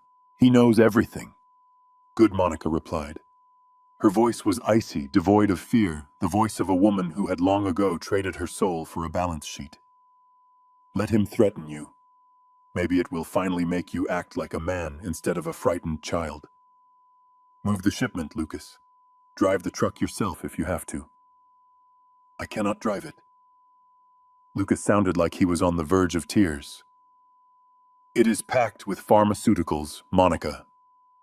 Illegal opioids. If I get pulled over, I go to federal prison for 20 years. I am not a mule. I am a CEO. You are a broke gambler who owes $2 million to the wrong people," Monica snapped. The sound of a sharp slap echoed through the house, a vicious, meaty sound that made me flinch in the darkness. "Do not hit me," Lucas whimpered. "Then stop acting like a coward," she hissed. "We need that $50 million from Apex. We need it to pay off your bookie and clear my credit cards before the audit." "We are at the finish line, Lucas. Do not ruin this because you are scared of a little traffic stop." "I am not scared of the traffic stop," Lucas said, his voice trembling. "I am scared because this is all happening too fast. Dad is gone. Mom is dead. It feels cursed." "Oh, grow up," Monica scoffed. "It is not cursed. It is managed." "We did what we had to do, what we had to do," Lucas asked, his voice dropping to a whisper that carried perfectly in the silence of the house. "We forged Dad's signature. We threw him on the street. That is bad enough. But Mom, sometimes I think, you think what Monica challenged him." "I think it was too convenient," Lucas said. She was stabilizing Monica. The week before she died, Dr. Evans said her vitals were improving. He said she might have another 6 months. And then suddenly she is gone in a night. And you were the only one with her. In the closet, I stopped breathing. My hands gripped the fabric of the quilt so hard my fingers went numb. I had asked myself the same question 1,000 times in the dark. Why did she go so fast? Why did she leave me when we were making plans for the spring? There was a long silence from the bedroom. Then Monica laughed. It was a low, chilling sound that made the hair on my arms stand up. "You really are pathetic," she said. "You want to know what happened. You want the truth." "I want to know if my mother died of natural causes," Lucas whispered. "She died because she was in the way," Monica said. Her voice was flat, matter-of-fact, as if she were discussing a dinner reservation. She was lingering, Lucas. And as long as she was alive, Harrison was strong. He was focused. He was never going to sign that power of attorney while she was holding his hand. We needed him broken. We needed him grieving and confused. So I helped nature along. I felt the blood roar in my ears, the world tilted on its axis. "What did you do?" Lucas asked, his voice barely audible. "I told Dr. Evans." She was in agony, Monica said. "I told him the current dose was not working, that she was crying out in her sleep. He is a soft-hearted fool. He authorized a triple dose of morphine to keep her comfortable. I administered it myself. She did not feel a thing, Lucas. She just went to sleep. And the next morning, your father was a wreck, just like we needed him to be. Don't look at me like that. I did it for you." I bit down on the back of my hand. I bit down until the skin broke and the salty taste of blood filled my mouth. I had to stifle the scream that was tearing at my throat. It was a primal animal sound of pure agony. Martha. My Martha. She wasn't sick. She wasn't ready to go. She was murdered. She was murdered by the woman standing in her bedroom, wearing her jewelry, drinking her wine. And Lucas? My son. He didn't scream. He didn't call the police. You killed her," Lucas stammered. "I expedited the inevitable," Monica corrected him. "And I did it for us, for this deal. So do not you dare stand there and tell me you cannot move a truck. I have done the heavy lifting. I got blood on my hands so you could be rich. Now go down to the depot and make sure that shipment leaves tomorrow night. Or so help me God, Lucas. I will tell the police you were the one who mixed the dose." I fumbled for the burner phone in my pocket. My hands were slick with sweat and blood. I needed to record this. I needed to make sure the world heard what I just heard. I pressed the button, my thumb slipping on the plastic. The recording light blinked on. "Say it again," Lucas whispered. "Say you won't turn me in." "Move the truck," Monica said. "And we are partners. Fail, and you are the son who killed his mother for inheritance money. Who do you think they will believe, the grieving daughter-in-law, or the degenerate gambler?" I have it, I thought. I have them. But the rage was quickly replaced by a cold, deadly clarity. I wasn't just a victim anymore. I was the witness. I was the judge. And I was going to be the executioner. I waited until I heard Lucas stomp out of the room and slam the bathroom door.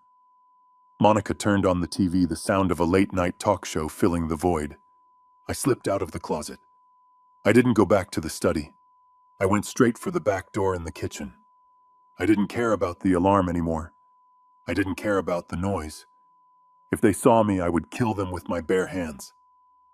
It was better to leave. I unlocked the back door and stepped out into the rain. The storm had passed, leaving behind a cold, wet silence. I ran. I ran through the mud, through the ruined garden, past the hole where the roses used to be. I clutched the phone to my chest like a holy relic. I reached Patty's car parked down the street. I threw the door open and collapsed into the seat, gasping for air, shaking violently. Harris and Patty asked, terrified, "You are bleeding. Your hand." "They killed her, Patty." I wheezed, the tears finally spilling over. They killed Martha. Monica overdosed her. I have it on tape. Patty's face went white. She grabbed my good hand. Oh, dear God. Drive, I said, staring at the dark house that was now a crime scene. Drive to Catherine's office. I am not just taking back the company. I am sending them to hell. Patty put the car in gear. As we drove away, I looked back one last time. I wasn't sad anymore. I wasn't grieving. The man who had walked into that house looking for a seal was gone. The man who drove away was a weapon. They wanted a war. They wanted to play games with lives. Well, tomorrow night, when they sat down to sign their deal, they were going to find out that the dead don't stay buried. And justice was coming for them, driving an 18-wheeler straight down their throats. The fluorescent lights of Catherine's office hummed with a low electric buzz that matched the tension in the room. It was 3 in the morning. In the Pesa, the city outside was asleep, but inside these 4 walls we were preparing for an execution. Not a physical one, but a dismantling of lives so complete it would leave nothing but ash. I sat at the head of the conference table, my hands clasped in front of me to stop them from shaking. On the polished wood surface sat 2 objects: the heavy titanium biometric seal I had stolen from my own safe, and the cheap plastic burner phone containing the confession that would send my daughter-in-law to prison for the rest of her life. Catherine finished listening to the recording for the 3rd time. She took off her glasses and rubbed her face, her complexion pale and drawn. She looked at me, and for the first time I saw genuine fear in her eyes. Not fear of losing the case, but fear of the darkness we had just uncovered. "This changes everything, Harrison," she said, her voice barely above a whisper. "We are not just fighting a corporate takeover anymore. This is homicide. This is conspiracy." Monica confessed to overdosing Martha. "And Lucas, he is an accessory after the fact." I nodded slowly. I felt cold, a deep glacial numbness that had settled in my marrow. "I know," I said. "That is why we have to move now. We cannot wait for a grand jury. We cannot wait for an autopsy report. The signing ceremony is tonight. If Lucas signs those papers, Apex takes ownership. They will bury the evidence. They will launder the money. And Truck 404 will disappear into the distribution network before anyone thinks to look inside." Patty was sitting in the corner, clutching a mug of coffee. She looked older than I had ever seen her. The revelation about Martha had broken something inside her, too. They were friends for 30 years. "Harrison is right," Patty said, her voice trembling but firm. "We have to stop the truck. That is the leverage. If the FBI catches them trafficking narcotics on company property, the assets are frozen immediately. Lucas loses his immunity." Catherine picked up her phone. "I have a contact at the FBI field office in Columbus," she said. "He owes me a favor. And the state troopers have been trying to pin Victor Krell for years. If I give them the route and the truck number, they will set up a dragnet. But Harrison, once I make this call, there is no going back. The feds do not play games. They will raid the building. They will arrest everyone in that boardroom." "Make the call," I said. Catherine nodded and walked into the adjoining room to speak privately. I watched her go, then turned to the small bag Patty had brought in earlier. It contained the suit I had worn for my 40th wedding anniversary. It was a charcoal gray 3-piece suit tailor-made in Italy. Martha had picked it out. She said it made me look like a man who could move mountains. Patty had saved it from the pile of clothes Monica had designated for the dumpster. She had cleaned it, pressed it, and brought it here. I stood up, my joints popping, and picked up the bag. "I'm going to get changed," I told Patty. I walked into the small restroom down the hall. The mirror was harsh, unflattering. It showed an old man with a week of white stubble, hollow cheeks, and eyes rimmed with red. I looked like the vagrant Lucas had tried to turn me into. I looked like a victim. I turned on the hot water and let the sink fill. I took the razor Patty had bought and lathered my face upon. I began to scrape away the gray stubble. Stroke by stroke, the old man in the mirror began to fade. The jawline that emerged was sharper, set in a grim line. The eyes that stared back were no longer watery with grief. They were cold. They were hard. They were the eyes of the man who had built a logistics empire from the mud up. I washed my face with cold water, shocking the skin. I combed my hair back, slicking it down the way I had for 50 years. Then I opened the bag. I put on the white shirt, the starch stiff against my neck. I buttoned the vest. I stepped into the trousers. Finally, I shrugged on the jacket. It fit perfectly. It felt like armor. I adjusted my cufflinks' gold knots that Martha had given me for Christmas 10 years ago. I looked at myself one last time. Harrison Bennett, the chairman, was back. The homeless man who slept in a Motel 6 was gone. I wasn't just dressed for a meeting. I was dressed for war. When I walked back into the conference room, the silence was instant. Patty gasped, her hand flying to her chest. Catherine, who had just returned from her call, stopped mid-sentence. They stared at me, not with pity, but with something else. "Oh, you look like him," Patty whispered. "You look like the man who hired me in 1980. "I am him," I said. I walked to the table and picked up the biometric seal. I slipped it into my pocket. It was heavy, a reassuring weight against my side. Catherine looked at her watch. "The state troopers are setting up the roadblock on Interstate 71, she reported, her voice professional and crisp. "They are going to intercept truck 404, 10 miles outside the city limits. The FBI will be waiting at the warehouse. We have a 2-hour window before the signing ceremony begins at the headquarters." "Good," I said. "We are going to the headquarters. I want to be there when they put the pen to the paper. I want Lucas to see me." Catherine hesitated. She bit her lip, looking at the floor for a second, before meeting my gaze. She walked around the desk and stood in front of me. She placed a hand on my arm, a gesture of concern that felt genuine. "Harrison," she said softly, "we have the evidence. We have the police. You do not have to be in that room. You do not have to watch them put handcuffs on your son." I looked at her, keeping my face impassive. I needed to be stone. I needed to be steel. "I do have to be there, Catherine." "But he is your son," she pressed, searching my eyes for some flicker of hesitation, some sign of the father who had raised a boy, taught him to ride a bike, paid for his college. "Are you sure you want to do this? Once those doors open, his life is over. He will go to federal prison for 20 years. Monica will likely face the death penalty or life without parole. You are destroying your own family." I reached up and adjusted my tie, tightening the knot until it was perfect. I thought about the rain on the side of the road. I thought about the $40 in my wallet. I thought about Martha alone in her bed, trusting the woman who murdered her. I thought about Lucas standing in the rain, telling me to get out of the car because I was inconvenient. I looked Catherine dead in the eye. The father in me had died in that muddy quarry. The man standing before her was just a CEO liquidating a bad asset.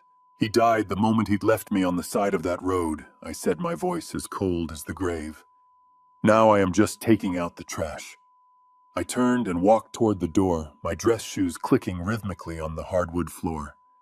Catherine and Patty grabbed their briefcases and followed.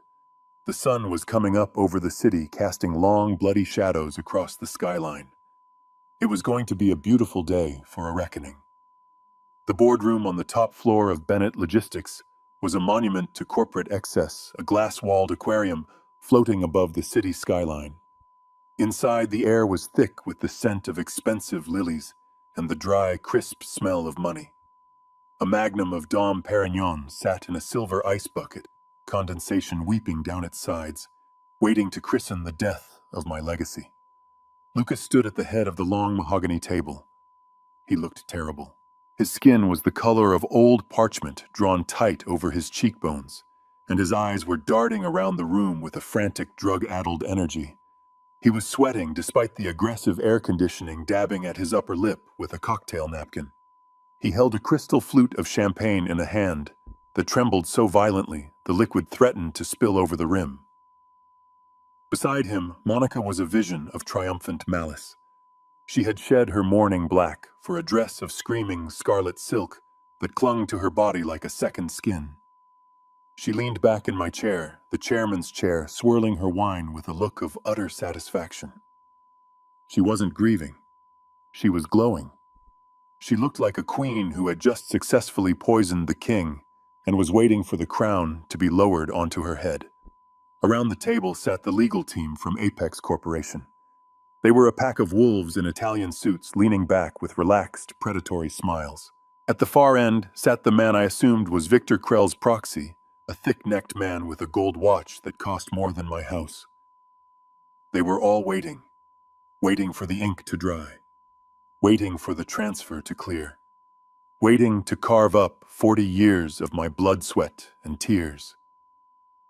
To the future, Lucas stammered, raising his glass. His voice cracked high and thin.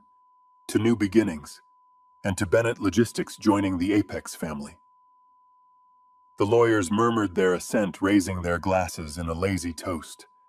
The crystal clinked, a cheerful sound that felt like a bell tolling for a funeral.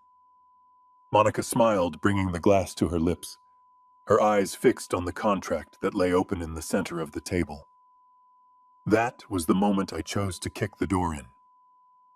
I didn't knock. I didn't use a key card. I hit the double oak doors with the flat of my hand, throwing them open with a crash that echoed like a thunderclap. The sound shattered the polite atmosphere of the room instantly. Every head snapped toward the entrance. I stood in the doorway, framed by the light of the hallway. I was leaning heavily on a black cane I had borrowed from Patty's husband, my right knee throbbing with a fiery pain from the break-in the night before. But I didn't look weak. I stood tall, my spine straight, wearing the charcoal suit that fit me like armor. My hair was slicked back, my face freshly shaven and set in a mask of cold, hard fury. Behind me stood Catherine Ross, clutching a briefcase like a weapon, her face grim. And beside her was Patty Higgins, the woman Lucas had fired 5 years ago, looking at him with the judgment of God in her eyes. The silence that fell over the room was absolute. It was a vacuum sucking the air out of the lungs of everyone present. You could hear the hum of the refrigerator in the wet bar. You could hear the traffic far below. Lucas dropped his glass. It hit the table, shattering instantly. Champagne sprayed over the legal documents, soaking the contract in frothy golden liquid. He didn't even notice. He stared at me, his mouth opening and closing like a fish on a hook. His face went from pale to a sickly gray. He looked like he was seeing a ghost. "Dad," he whispered the word, strangled. "How? You are supposed to be..." "Dead," I finished for him, my voice booming across the room. I didn't shout. I didn't have to. The acoustics of the room carried my voice to every corner. Or just gone. "Which one were you hoping for, son?" Monica scrambled out of the chair, knocking it over. The red wine in her glass sloshed onto her dress, staining the silk like a fresh wound. She stared at me, her eyes wide with shock. But then her expression hardened. She looked at my cane, at the 2 women behind me, and realized I wasn't just wandering in. I was invading. "Security!" Lucas screamed, his voice breaking into a hysterical shriek. He scrambled backward, putting the table between us. "Call security! Get him out of here! He is crazy! He is violent!" I stepped into the room, the rubber tip of my cane thudding heavily against the floor. Thud. Step. Thud. Step. I walked straight toward the head of the table. The Apex lawyers shrank back in their chairs, unsure of what was happening, but sensing the violence radiating off me. I stopped 10 feet from Lucas. I looked him up and down, taking in the fear, the sweat, the pathetic weakness of the man I had raised. "You can scream all you want, Lucas," I said calmly, "but nobody is coming to help you." "Why?" Monica hissed, finding her voice. She pointed a manicured finger at me, her face twisting into a mask of ugly rage. "We pay them. They work for us. Get out." "Harrison, you have no right to be here." I turned my gaze to her. It was a look of such intense loathing that she actually took a step back. "They do not work for you, Monica," I said. "They work for Bennett Logistics and the head of security, old Mr. Henderson. I hired him 20 years ago when he came back from the Marines. I paid for his daughter's surgery when his insurance wouldn't cover it. I set up his pension fund." I took another step forward. "When I walked into the lobby 5 minutes ago, Mr. Henderson didn't ask for ID. He didn't ask for an appointment. He shook my hand. He held the elevator door for me. Because he knows exactly who built this building, and he knows exactly who signs the checks that actually matter." Lucas was shaking his head, backing away until he hit the window. "No, no, no, this isn't happening. You are incompetent. We have the papers. You are sick, Dad. You need to leave." The man with the gold watch, the Apex representative, finally stood up. He was a big man, used to intimidating people, used to getting his way. He smoothed his tie and looked at me with a sneer of amusement, as if I were an interesting interruption to his business deal, a fly to be swatted away. "This is very touching, really," he said, his voice oily and deep. "A family reunion. Very dramatic. But I am afraid you are confused, old man." He picked up a soggy document from the table, shaking the champagne off it, with a dismissive flick of his wrist. "We are in the middle of a closing," he said, walking around the table to stand between me and Lucas.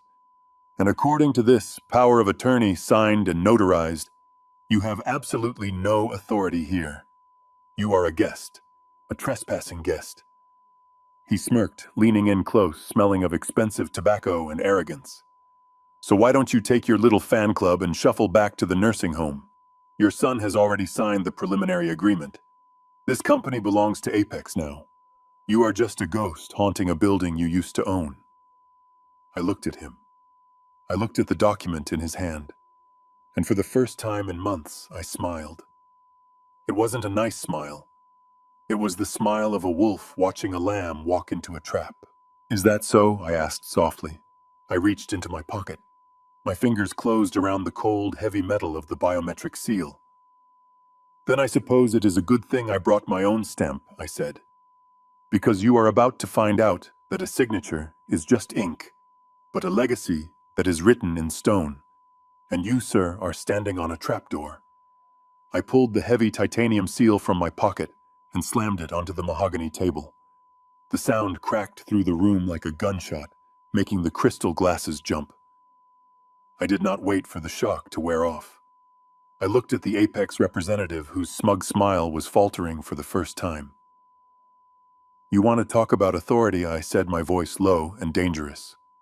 "Let us talk about the 1995 corporate bylaws. Clause 4, Section 2. No transfer of assets, brand identity, or operational control is valid without the biometric verification of the founder. That is me, and that stamp right there. That is the only thing that unlocks the company." Catherine stepped forward, slapping a thick folder onto the wet, champagne-soaked contract. "And before you wave that power of attorney around again, you should know that we have already filed a motion of fraud with the state court. We have the hospice logs, Lucas. We have the security footage from the care center. You claim your father signed this document at 2 in the afternoon on March 12th. But the logs show Harrison was holding his dying wife's hand at that exact minute. He did not sign anything. You forged it." Lucas turned a sickly shade of green. He looked at the document, then at me, sweat beading on his forehead. "That is a lie," he stammered, his voice thin and reedy. "He signed it. He forgot. He is senile." The Apex representative was not looking at Lucas anymore. He was looking at the seal on the table, and then at his own lawyers. One of the lawyers was frantically scrolling through a digital file on his tablet. He whispered something in the big man's ear. The man's face went dark.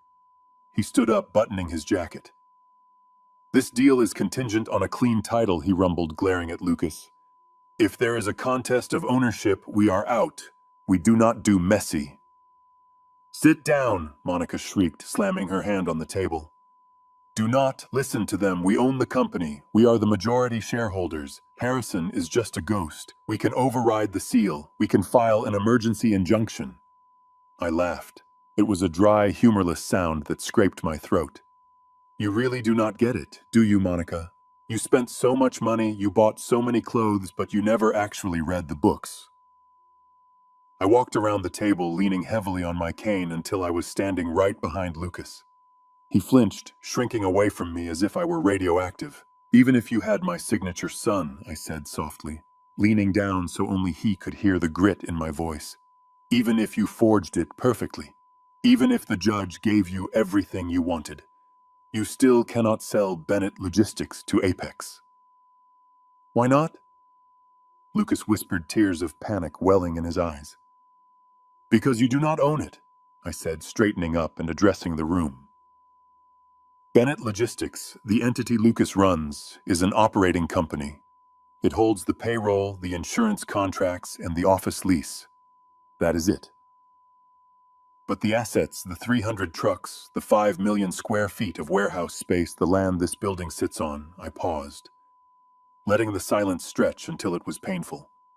Those belong to the Martha Bennett Property Trust. I separated the assets 10 years ago to protect them from liability, and to protect them from people like you. The operating company leases everything from the trust, and the trust is irrevocable. The sole beneficiary upon Martha's death is not you, Lucas. It is the Bennett Foundation for Elder Abuse Prevention. The color drained from Monica's face so fast, she looked like a wax doll. Her mouth opened, but no sound came out. The Apex representative let out a short bark of laughter. He looked at Lucas with pure contempt. "You tried to sell me a shell," he spat. "You tried to sell me a leasing company with no assets. You fraud." "It is not true," Lucas screamed, standing up and knocking his chair backward. "It is mine! It is all mine!" "It is over, Lucas," I said. "You tried to sell the car, but you forgot. You do not own the engine. You are selling air, and nobody pays $50 million for air." The room erupted into chaos. The Apex lawyers were packing their briefcases, shouting instructions into their phones. The big man was yelling threats at Lucas, promising lawsuits that would bury him for 3 lifetimes.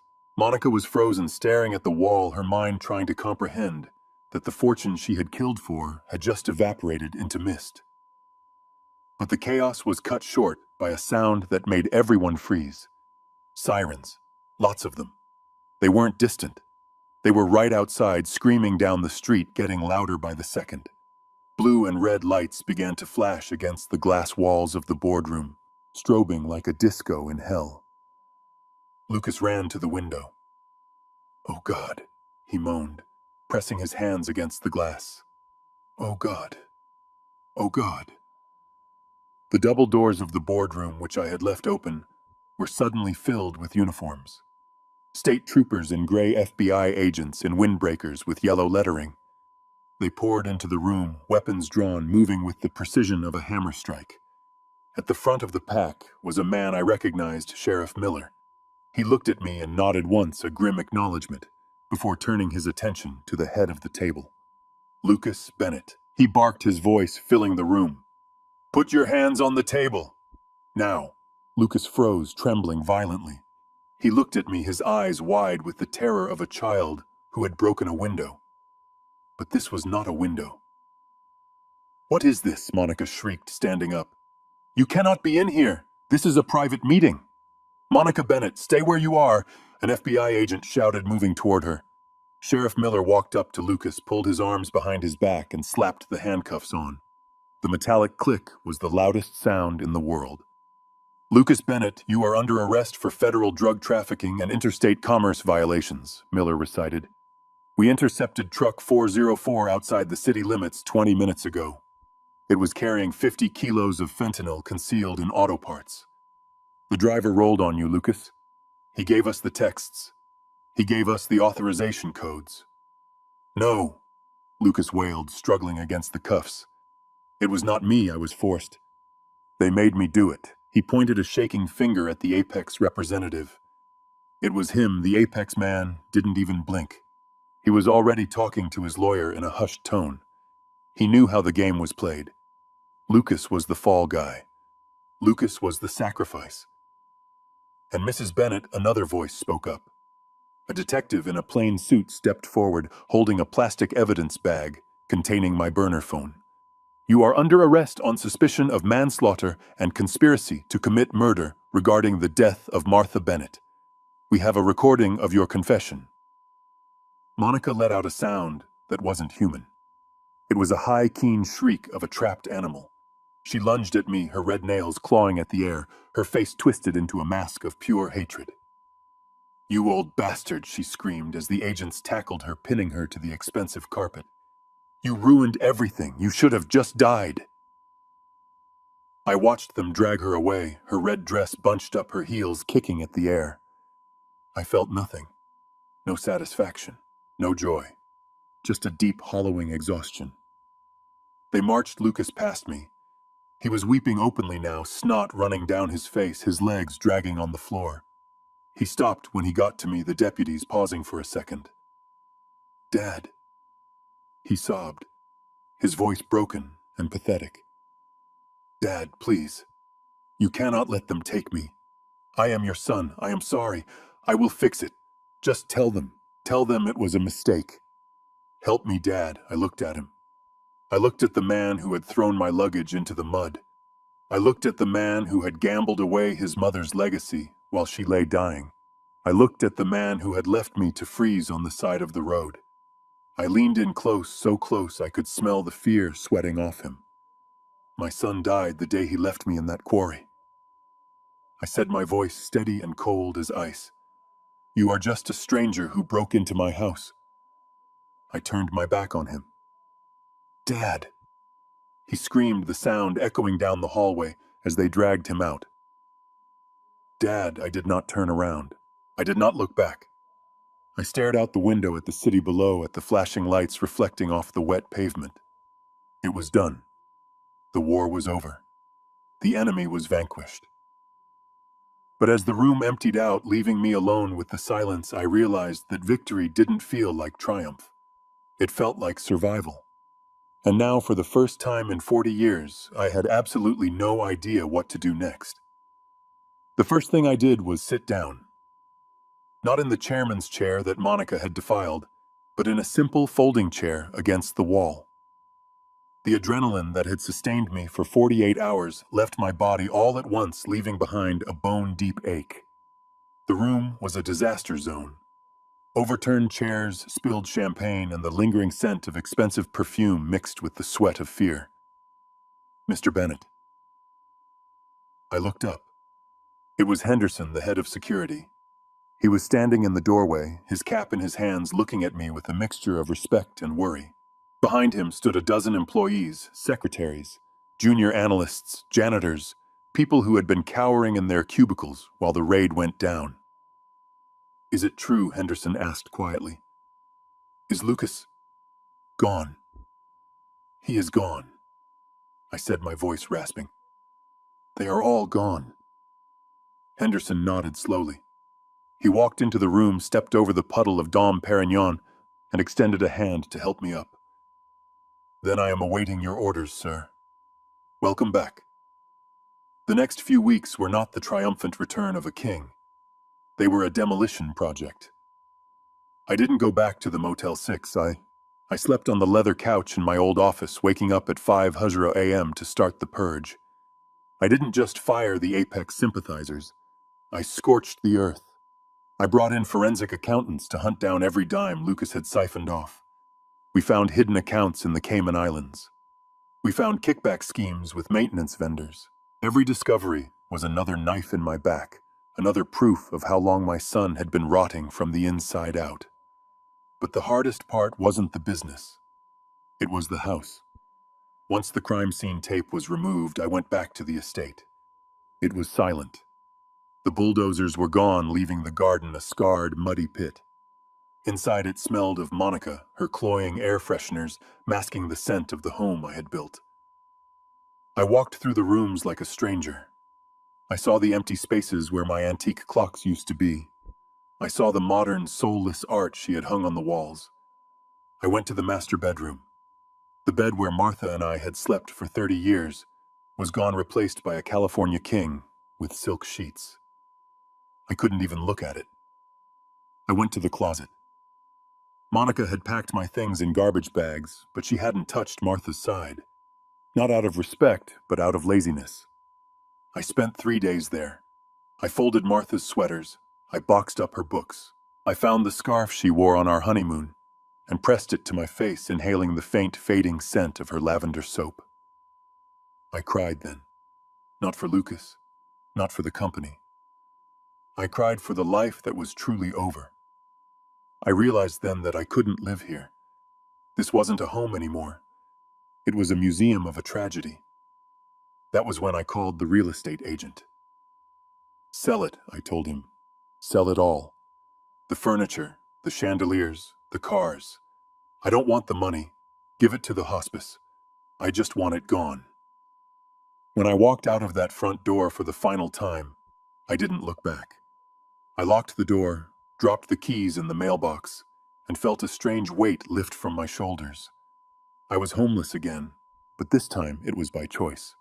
I was stripping down the armor, preparing for the only journey that mattered. The visitation room was not quiet. It was a cage of echoing screams and the heavy metallic clank of chains. I sat in booth 4, my hands folded on the cold steel ledge, watching the door. When it buzzed open, 2 guards dragged Lucas in. He wasn't walking. He was being hauled like a sack of garbage. He looked feral. The prison barber had shaved his head, revealing a scalp covered in stress rashes. His eyes were bloodshot, darting around the room, as if he expected a knife in his back. When he saw me, he didn't just sit. He slammed himself against the plexiglass, his breath fogging the barrier. "Dad!" He screamed, his voice raw, shredding the air. "Dad, you have to get me out. They know. They know who I am." I didn't flinch. I didn't blink. I just leaned forward, invading his space from the other side of the glass. "Who are you, Lucas?" I asked, my voice a low rumble. "Are you the CEO, or are you the inmate in cell block D?" "Stop it," he hissed, glancing terrified at the inmates on either side of him. "Listen to me, the Apex deal, the drugs, I can explain. I was the middleman. I can roll on them, I can give you names. Victor, Krell, the suppliers, everyone. Just get me a lawyer who isn't a public defender. Get me protective custody." I watched him unravel. It was fascinating in a gruesome way. The arrogance was gone, replaced by the primal fear of a prey animal. "I don't need your names, Lucas," I said coldly.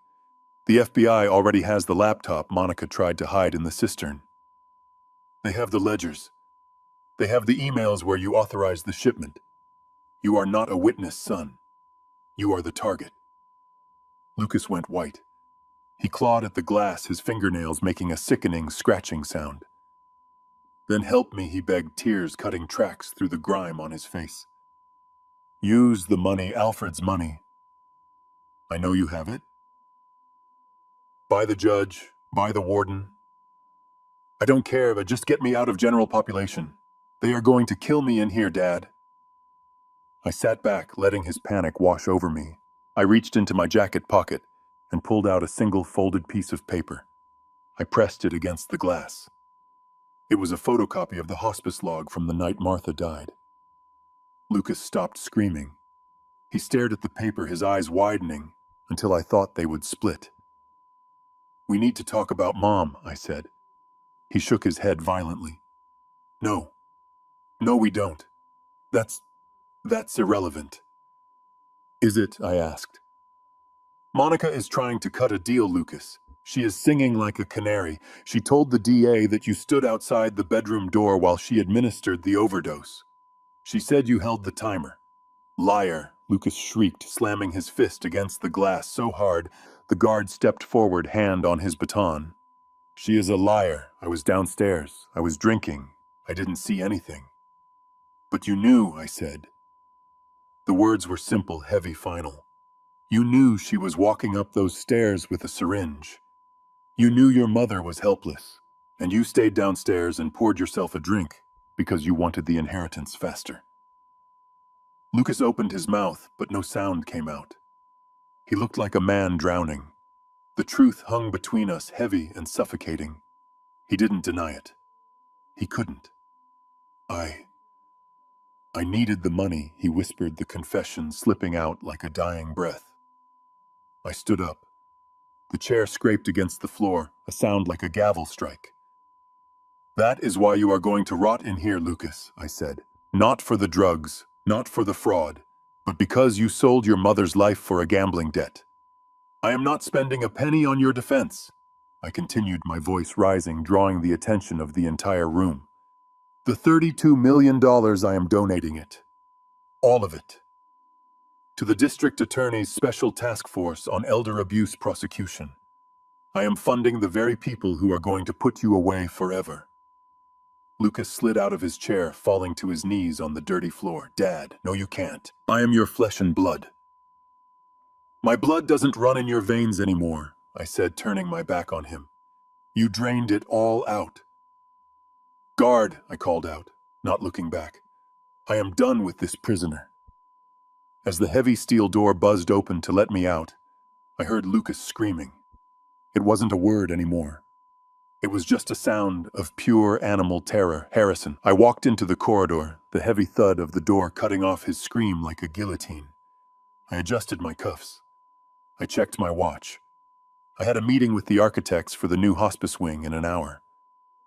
I felt lighter than I had in 20 years. The tumor was gone. The body could finally heal. 6 months is a long time to wait for silence. For half a year, my life was filled with the noise of lawyers, the flash of cameras, and the endless drone of court proceedings. But this morning, as I sat in the fast of the courtroom, the only sound that mattered was the sharp, final crack of the judge's gavel. It was the sound of a book closing. It was the sound of an ending. I looked at the back of Lucas's head one last time. He had lost weight in county jail. His expensive haircut was gone, replaced by a buzz cut that showed the shape of his skull. When the judge read the sentence, Lucas did not scream. He did not cry for his father. He just slumped forward, his forehead touching the table as if the strings holding him up had finally been cut. 20 years. Federal prison. No possibility of parole for at least 15. The drug trafficking charges stuck, but it was the conspiracy to commit fraud that buried him. He would be an old man when he walked free. He would be older than I was when he threw me out of that car. Monica took it differently. She stood rigid, her face a mask of stone, as the judge delivered the verdict for second-degree murder. The jury had not believed her story about mercy killing. The toxicology report and my recording proved malice. It proved greed. Life in prison. The judge cited the financial motivation as a heinous, aggravating factor. As the bailiffs led her away, she did not look at me. She did not look at Lucas. She stared straight ahead into a future that was now just a concrete wall. I walked out of the courthouse and took a deep breath of the crisp Ohio air. It was over. The cancer that had rotted my family from the inside out had been surgically removed. But I did not feel triumphant. I felt light. I felt untethered. I did not go back to the mansion. I had sold the furniture, the art, and the expensive decorations Monica had bought. I donated the proceeds to the hospice center that had cared for Martha. The house itself, the brick and mortar shell, remained in the trust, generating income that would now go to protecting seniors who had been discarded by their families. Instead, I drove to the industrial park where Bennett Logistics had its main depot. The sign out front still bore my name, but today the ownership was changing hands for good. I walked into the break room where 50 of my oldest employees were waiting. Mechanics, drivers, dispatchers. Men and women who had given me 20, 30 years of their lives.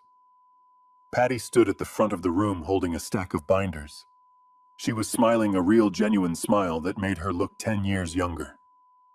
Beside her was Catherine, who had drafted the most important contract of my career.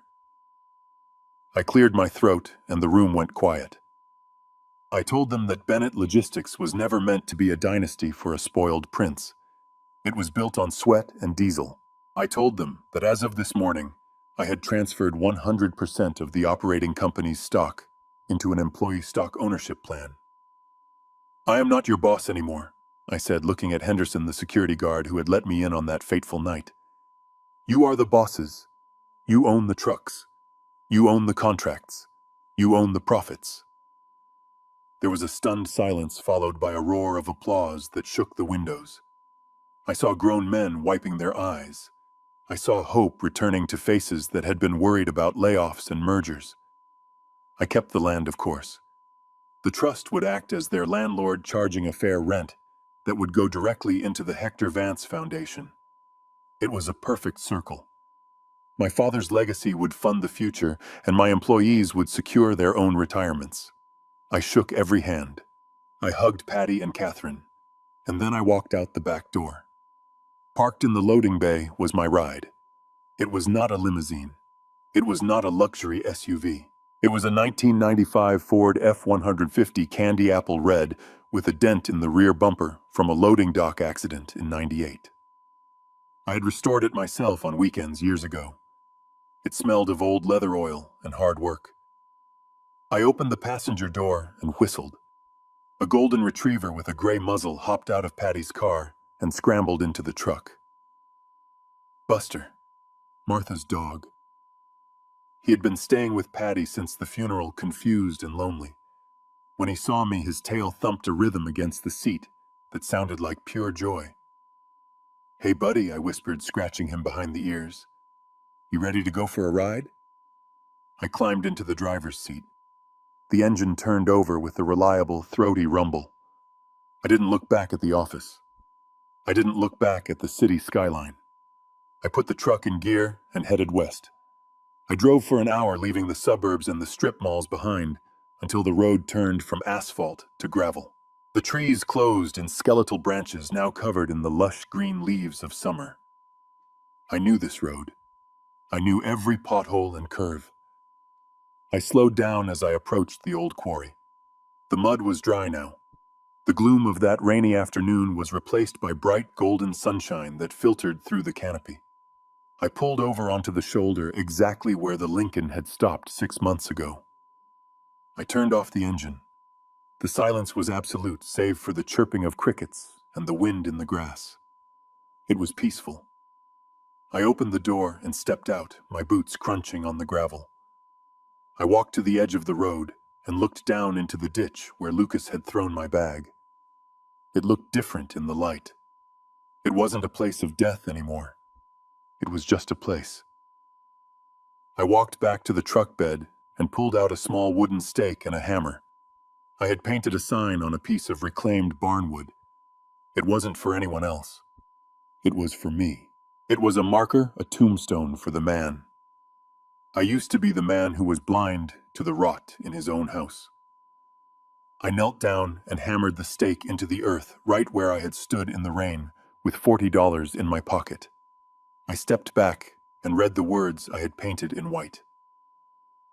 "Where a new life begins." I stood there for a long time, letting the sun warm my face. I thought about the anger that had fueled me for 6 months. It was gone. I had used it all up. All that was left was a quiet, steady hum of freedom. I was 70 years old. I had no job. I had no house to maintain. I had no family drama to manage. I had a truck. I had a dog. And thanks to my father, I had enough money to go wherever the road took me. I reached into my pocket and pulled out a folded map of the United States. Martha had bought it 3 years ago. She had circled Yellowstone National Park in red ink. We kept saying we would go next summer, next year, when things slowed down. I traced the red circle with my thumb. "We are going, Martha," I said to the wind. "We are finally going." I climbed back into the truck. Buster barked, eager to get moving. I put the map on the dashboard right next to the picture of my father standing in front of the textile factory. I looked at him one last time. He was smiling. I put the truck in drive. The gravel crunched under the tires as I pulled back onto the road. I didn't turn around to look at the sign. I didn't look in the rearview mirror. I just looked forward through the windshield at the endless ribbon of road stretching out toward the horizon. The sun was high.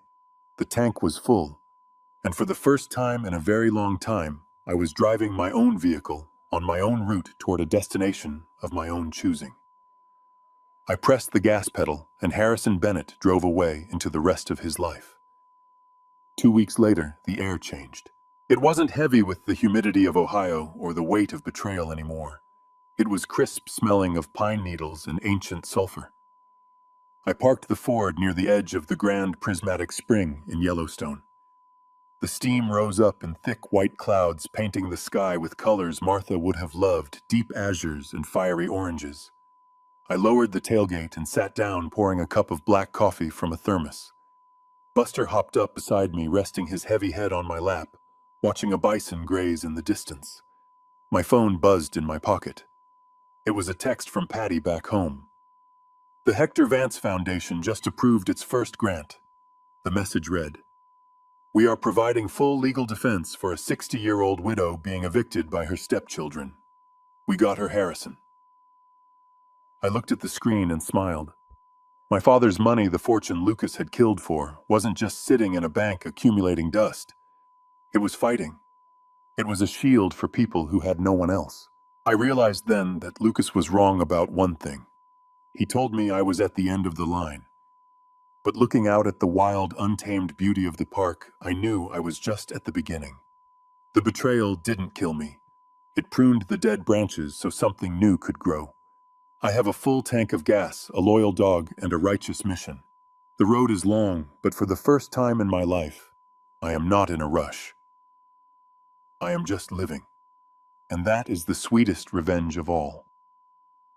Harrison's story is a powerful testament that integrity is the only true asset that can never be stolen. He didn't secure his victory solely through a hidden seal or a sudden inheritance. He won because he spent a lifetime cultivating loyalty with a security guard, a young lawyer and a stranger in a bar 60 years ago. While his son sold his soul for quick cash, Harrison understood that money is merely a tool, not the destination. Never underestimate the power of quiet preparation and a kind heart, for they are the ultimate weapons to dismantle even the cruelest betrayals. Do you believe in karma the way Harrison proved it exists? Let me know your thoughts in the comments below. I read every single one. Don't forget to hit like and subscribe right now so you never miss the next story of sweet revenge and life lessons. See you next time.